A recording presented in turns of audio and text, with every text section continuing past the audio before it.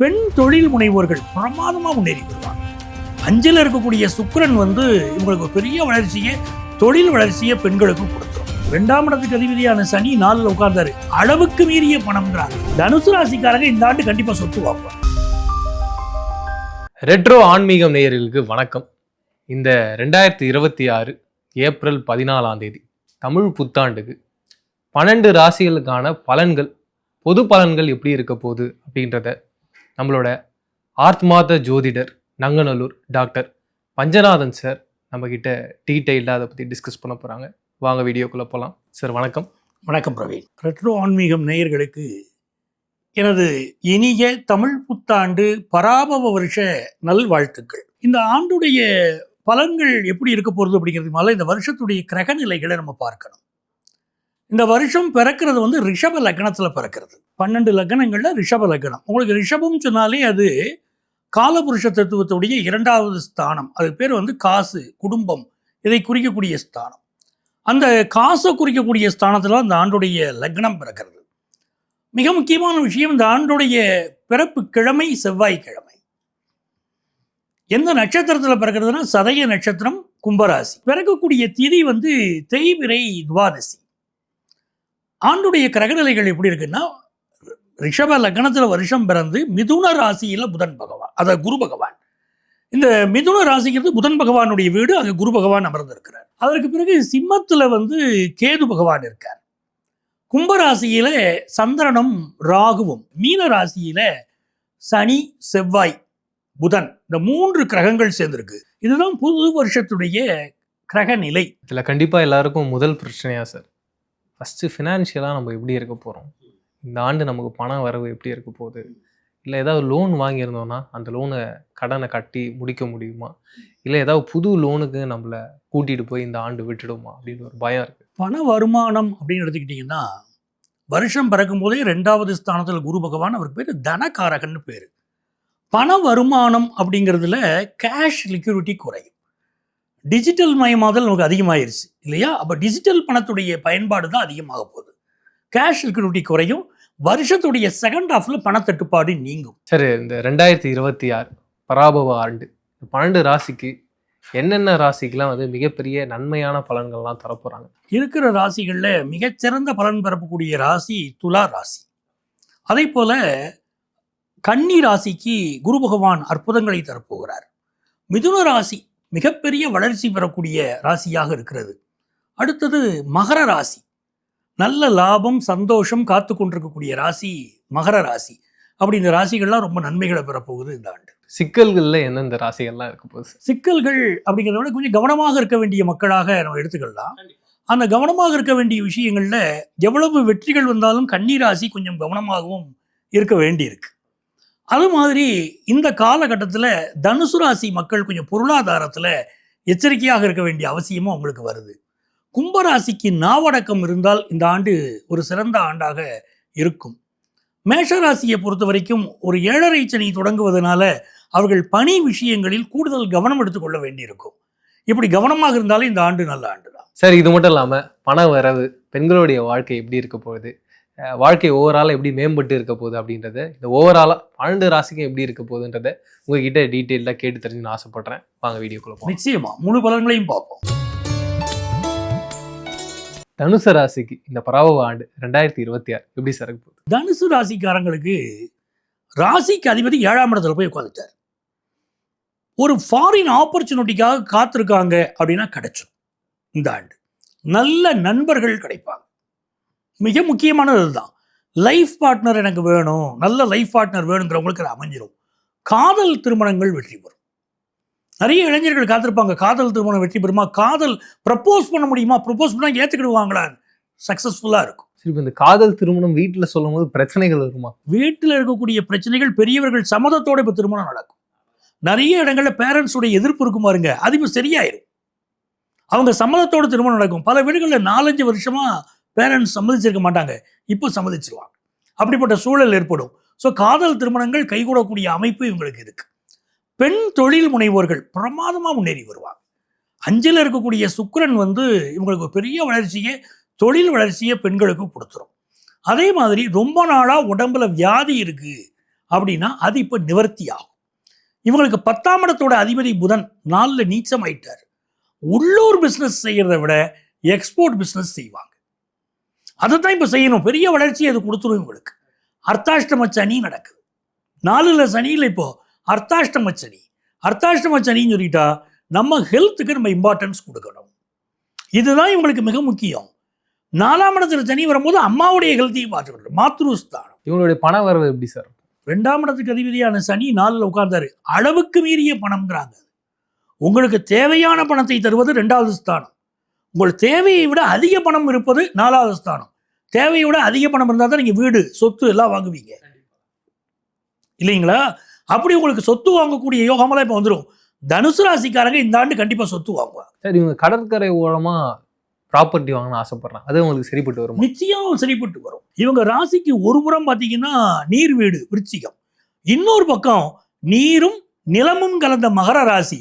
So கடற்கரையை ஒட்டி வாழறது பெரிய ஆசை இருக்கும். அந்த ஆசை ஒரு கனவாகவே இருக்கும் இவங்க வாழ்க்கையில். அந்த கனவு நிறைவேறும். அந்த யோகம் இப்போ உண்டு.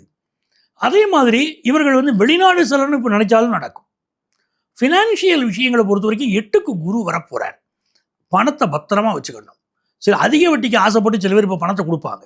சதுரங்க வேட்டை படத்தில் வருது பாருங்க. இப்படி பல விஷயங்கள் இப்படி ஏவாரக்கூடிய அமைப்பு உண்டு. அதில் போட்டால் பணம் கிடைச்சிடும், இருடி காசு வந்துடும், ஒன்றும் வராது. அது கவனமாக இருக்கணும். யாரையும் நம்பியும் பணத்தை கொடுக்கல் வாங்கல் வச்சுக்கிட வேண்டாம். அப்படி இருந்தால் இவங்க நல்லபடியாக இருப்பாங்க. ஏன்னா நண்பர்களே கூட சில சமயம் பண விஷயத்தில் இவங்களுக்கு நம்பிக்கை துரோகம் பண்ணலாம். வேணும் செய்ய மாட்டாங்க. அவங்களால திருப்பி கொடுக்க முடியாது. அப்பேற்பட்ட சிக்கல் அவங்க மாட்டிப்பாங்க. நல்ல நண்பர்களுக்கு கூட இவங்களால இப்போ கெட்ட பேர். இவங்கள்ட்ட பணத்தை வாங்கியிருக்காங்க பாருங்க, அவங்களால திருப்பி கொடுக்க முடியாது. ஆனால் இவங்களுக்கு மனசுக்குள்ள வருத்தம் இருந்துக்கிட்டே இருக்கும்.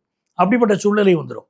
படிக்கிற ஸ்டூடெண்ட்ஸ் படிப்பில் ரொம்ப சூதானமாக இருந்துக்கணும். 4ஆம் இடத்துல செவ்வாய் சனி புதன் வரும்போது படிப்பில் ஆர்வம் குறையும். படிப்பை விட்டுட்டு மீதி விஷயம், காதல் விஷயம், இதெல்லாம் கான்சன்ட்ரேஷன் மாறும். அதெல்லாம் பண்ணால் கூட பரவாயில்ல. எப்போ பாரு கிளாஸில் வெளியில் நிற்க வைக்கிறாங்க, என்ன பண்ணுறது? அப்போது இவங்களுக்கு இந்த சூழ்நிலையெல்லாம் ஜூன்லேருந்து மாறிடும். அவங்க கவலைப்பட வேண்டாம். செல்ஃபோன் இன்ட்ரெஸ்ட் ரொம்ப அதிகமாக இருக்கும். எப்போ பார்த்தாலும் அதில் தான் மூழ்கி கிடப்பாங்க. 5ல் சுக்கிரன் இருக்கு. கேளிக்கை விஷயம், ஜாலியாக ஃப்ரெண்ட்ஸோட என்ஜாய் பண்ணுறது, இதெல்லாம் அதிகமாக இருக்கும். இவங்க எப்பேற்பட்ட பரிகாரங்கள்லாம் பண்ணால் இவங்க வாழ்க்கையில் முன்னேறலாம்? தனுசு ராசியில் பிறந்தவங்க எப்போவுமே ஆஞ்சநேயர் வழிபாடு செய்யணும். தனுசு ராசியில் 3 நட்சத்திரங்க: மூலம், பூராடம், உத்திராடம். மொத்தம் கர்ம நட்சத்திரங்கள் 14 நட்சத்திரத்தை சொல்லுவோம். அதில் 3 நட்சத்திரம் தனுசு ராசியில் மட்டுமே வந்துடுது. போன ஜென்மத்தில் செய்த ஏதோ ஒரு கர்மா தான் இந்த ஜென்மத்தில் தனுசு ராசியில் பிறக்க வைக்குது அப்படின்னு அர்த்தம். அந்த கர்மாவை அனுபவிக்க வந்திருக்காங்க. அதனால தான் பல நேரம் எனக்கு கஷ்டமாக இருக்க, வாழ்க்கையில் நிம்மதி இல்லையெல்லாம் அவங்க சொல்கிற காரணம் அதுதான். இவங்க மூல நட்சத்திரத்திலே பிறந்த ஆஞ்சநேயரை வழிபாடு செய்கிற போது பெரிய வளர்ச்சி இருக்கும். ராமருடைய மந்திரம் ஸ்ரீராம ஜெயம், அதை எழுத எழுத எழுத பெரிய வளர்ச்சி தான் உங்களுக்கு. ஹெல்த் அப்படின்னு வரும்போது எல்லாருக்கும் ஒரு பெரிய பயமும் பதட்டமும் இருக்கு சார். எப்படி இருக்க போகுது, புது வைரஸ் ஏதாவது வர்றதுக்கு வாய்ப்பு இருக்கா? ஜென்ரலாகவே பல பேருக்கு பல பிரச்சனைகள் இருக்குது. நிறைய பேருக்கு குழந்தை பிறக்காமல் இருக்குது. ஒரு சில பேருக்கு இப்போ ரீசெண்டாக இந்த கேன்சர் அப்படின்றது மிகப்பெரிய அளவில் இருக்குது. டயபெட்டிஸ் தொடர்ந்து இந்தியாவுடைய மிக முக்கியமான ஒரு நோயாக பார்த்துட்டு இருக்காங்க. சின்ன வயசுலேயே நிறைய பேருக்கு ஹார்ட் அட்டாக் வருது. இப்படி இருக்க சூழ்நிலையில் ஹெல்த்தாக எப்படி இருக்க போகுது? ஹெல்த் விஷயத்தை பொறுத்த வரைக்கும் இந்த ஆண்டு பஞ்சாங்கங்கள் என்ன குறிப்பிடுது அப்படின்னா, புதிய வகை வைரஸ் வரும் அப்படின்னா குறிப்பிடுறாங்க. இந்த வைரஸ் எப்படி இருக்கும்னா, ராகு போய் அமர்ந்திருக்கக்கூடிய ஸ்தானத்தை வச்சு பார்க்கிற போது காற்றின் மூலமாக பரவக்கூடிய வைரஸாக இருக்கும். ஒரு வீட்லேயே 2 பேர் இருக்காங்கன்னா 2 பேருக்கு இடையில் ஒருத்தருக்கு ஒருத்தர் பழகினாங்கன்னா அது பரவும். அப்படிங்கிற சூழ்நிலையான ஒரு வைரஸ் தான் வரும் என்று எதிர்பார்க்கப்படுது. நீங்கள் மிக முக்கியமாக அழகாக சொன்னீங்க, கேன்சர் வியாதி. பலருக்கு அந்த பயம் இருக்குது. ஏன்னா மீனத்தில் அந்த செவ்வாய், சனி, சூரியன் இந்த சேர்க்கை இருக்கும் போதெல்லாம் பார்த்தீங்கன்னா கேன்சர் வியாதியுடைய தாக்கம் அதிகமாக இருக்கும். அதை கண்டு நிறைய பயப்படணுமான இந்த வருஷம் அப்படி கிடையாது. செவ்வாய் சனியோடு புதன் சேர்ந்து தான் வருடம் துவங்குது. ஸோ கேன்சர் நோய்க்கு மருந்து கண்டுபிடிக்கப்படும். மருத்துவர்கள் அதை குணப்படுத்திடுவாங்க, கட்டுக்குள்ளே கொண்டு வந்துடுவாங்க. அந்த நம்பிக்கையோடு நம்ம இருக்கலாம். இந்த நிலச்சரிவு, எர்த்குவைக், சுனாமி, இப்பேற்பட்ட பேரழிவுகள் இருக்க வாய்ப்பு இருக்குங்களா? இயற்கை சீற்றம் நிறைய இருக்கும், நிலநடுக்கம் இருக்கும். ஏன்னா அந்த செவ்வாய் சனிங்கிறது 2மே மாறுபட்ட கிரகங்கள். செவ்வாய் பூமிக்காரகன். இந்த சனியும் செவ்வாயும் சேரும் போதெல்லாம் 2உடைய கேரக்டர் வேறையாக இருக்கிறதுனால இந்த நிலச்சரிவுகளோ, அந்த விபத்துக்களோ, கடல் சார்ந்த விபத்துக்களோ, சுனாமி வருவதோ உண்டு. நீங்கள் சுனாமியை பற்றி குறிப்பிட்டு கேட்குறீங்க. வட அமெரிக்காவில் அந்த அதாவது சான் பிரான்சிஸ்கோ, கலிஃபோர்னியா பகுதிகள் சொல்கிறோம் இல்லையா, வட அமெரிக்காவில் எந்த பக்கத்தில் கடல் பரப்பு இருக்கோ அந்த பக்கத்தில் சுனாமி எச்சரிக்கை விடுக்கப்படலாம். அப்படிப்பட்ட சூழ்நிலை இருக்கும். அண்ட் எஜுகேஷன் சார், குழந்தைங்கள்லாம் வந்து அடுத்த எக்ஸாம்ஸில் ரொம்ப பிஸியாக இருக்காங்க. அவங்க லைஃப் எப்படி இருக்க போகுது? ரொம்ப நல்லா இருக்கும். ஏன்னா புதனுடைய வீட்டில் குரு இருந்து வருஷம் துவங்குது. காலபுருஷ தத்துவத்தில் மேஷத்துக்கு 4ஆம் இடம் தான் எஜுகேஷனை குறிக்கக்கூடிய ஸ்தானம். அந்த கடகத்துக்கு குரு பகவான் வரார். அப்போ மாணவர்களுக்கு நல்ல வகையில் எஜுகேஷன் இம்ப்ரூவ்மெண்ட் இந்த ஆண்டு இருக்கும். பெண் கல்வி மிகச்சிறப்பாக இருக்கும். ஏன்னா மேஷத்துலேயே சுக்கிரன் வந்து உட்கார்றாரு. பெண் கல்வி ரொம்ப சிறப்பாக இருக்கும். என்ன பிரச்சனை இருக்கும் அப்படின்னா, பெண்களுக்கு எதிரான பாலியல் குற்றங்கள் மிக அதிகமாக இருக்கும் இந்த பராபவ வருஷத்தில். புதிய சட்டங்கள் வரக்கூடிய அமைப்பும் உண்டு. ஸோ பெண்கள், இளம்பெண்கள் தங்களுடைய பாதுகாப்பை அதிகப்படுத்திக்கிடணும் இந்த ஆண்டு. ஒரு பொதுவான பலன்கள் அப்படின்னு வரும்பொழுது இப்பேற்பட்ட விஷயங்கள்லாம் செஞ்சால் அவங்க இந்த கஷ்டத்துலேருந்து மீண்டு வெளியில் வந்துடலாம் அப்படின்னு ஒரு பிரார்த்தனை ஒன்று இருக்கும், பரிகாரம் ஒன்று இருக்கும். அப்படி பொதுவாக இப்படி ஒரு பரிகாரத்தை நீங்கள் வீட்லேயோ இல்லை கோவிலையோ போய் செஞ்சீங்கன்னா உங்களுக்கு எப்பேற்பட்ட துயரங்கள் வந்தாலும் அதுலேருந்து கடவுள் நம்மளை காப்பாற்றுவார் அப்படின்னு ஒரு நம்பிக்கையை விதைக்கிற மாதிரி கண்டிப்பாக உங்ககிட்ட ஏதாவது ஒரு சொல்யூஷன் இருக்கும். அது என்னன்னு தெரிஞ்சுக்கணும்னு ஆசைப்பட்றேன் சார். அதாவது இந்த ஆண்டு வந்து பிரச்சனைகளுக்குரிய ஆண்டு இல்லை, நன்மைகளுக்குரிய ஆண்டு. எந்த ஒரு மனித வாழ்க்கையாக இருந்தாலும் அதில் வந்து இன்பமும் இருக்கும், துன்பமும் இருக்கும். ஒரு பொழுதுனா இரவும் இருக்குது, பகலும் இருக்குது. அப்படி சில விஷயங்கள் மாறி வரும். பராபவ ஆண்டு மிக நல்ல ஆண்டு. நம்ம மக்கள் வாழ்க்கையில் முன்னேற போகிற ஆண்டு. நிறைய அனுபவங்கள் இவர்களுக்கு கிடைக்க போகிறது. கல்வியில், மருத்துவத்தில் உள்ள முன்னேற்றத்தை பற்றிலாம் நம்ம பேசினோம். அதனால இவர்களுக்கு மிக நன்மையான ஆண்டு. H1B விசா ப்ராப்ளம் சால்வ் ஆக பற்றி பேசுகிறோம். அப்போ இவ்வளவு நன்மையான ஆண்டு. ஆனால் நோய் தாக்கம் அப்படின்னு ஒன்று இருக்கிறதும், இந்த பொருளாதார தட்டுப்பாடு விஷயத்திலும் விலைவாசி உயரப்போகுதுன்னு சொல்கிறோமே. அப்போ இதிலிருந்து எப்படி நம்ம வந்து இறைவனுடைய அனுக்கிரகம் நமக்கு வேணும் அப்படின்னா, அவரவர்கள் அவங்கவுங்க குலதெய்வத்தை கும்பிடணும். எப்பவுமே என்னுடைய நிகழ்ச்சிகளில் நான் அந்த குலதெய்வ வழிபாட்டுக்கு ரொம்ப முக்கியத்துவம் கொடுப்பேன். அதுக்கு காரணம், நம்முடைய முன்னோர்கள் பரம்பரையாக நம்ம கும்பிட்ட சாமி அது. நம்ம அப்பா கும்பிட்டுருக்காரு, நம்ம தாத்தா கும்பிட்டுருக்காரு, நம்ம பூட்டம் கும்பிட்டுருக்காரு. அதே இடத்துல நம்ம கும்பிடுறோம். நம்ம ஜீன்ல இருக்க அந்த தெய்வம் கலந்து இருக்கு இல்லையா? அதனுடைய ஆற்றல் மிக அதிகமாக இருக்கும். அப்போ நம்மளுடைய, நீங்கள் ஒரு தெய்வத்தை போய் ஊரில் போய் கும்பிடுறீங்க, அந்த தெய்வம் உங்களுக்கு ஒரு நல்ல பலன் தரணும்னா கூட உங்கள் குலதெய்வத்துடைய அனுமதி வாங்கி தான் கொடுக்க முடியும். ஆகவே தான் அந்த குலதெய்வ வழிபாடுன்னு செய்துட்டா எந்த சிக்கல்களும் வராது. அதே போல் வனதுர்க்கை வழிபாடு, வனதுர்க்கை ஹோமங்கள் இந்த ஆண்டு செய்தால் மிகப்பெரிய வளர்ச்சி ஏற்படும். அந்த வனதுர்க்கை வழிபாட்டை அதிகம் செய்யணும்.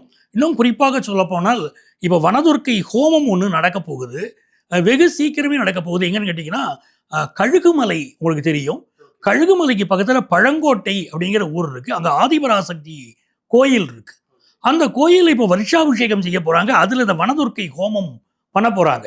அந்த வனதுர்க்கை ஹோமத்தை அட்டன் பண்ணுறதுங்கிறதே, கலந்து கொள்வது என்பதை நம்மளுடைய வாழ்க்கையில் வரக்கூடிய பல இன்னல்களுக்கு தீர்வாக இருக்கும். சூப்பர் சார், நிறைய விஷயங்களை டீட்டெயிலாக பேசணும். மீண்டும் சந்திப்போம். நன்றி. மிக்க மகிழ்ச்சி.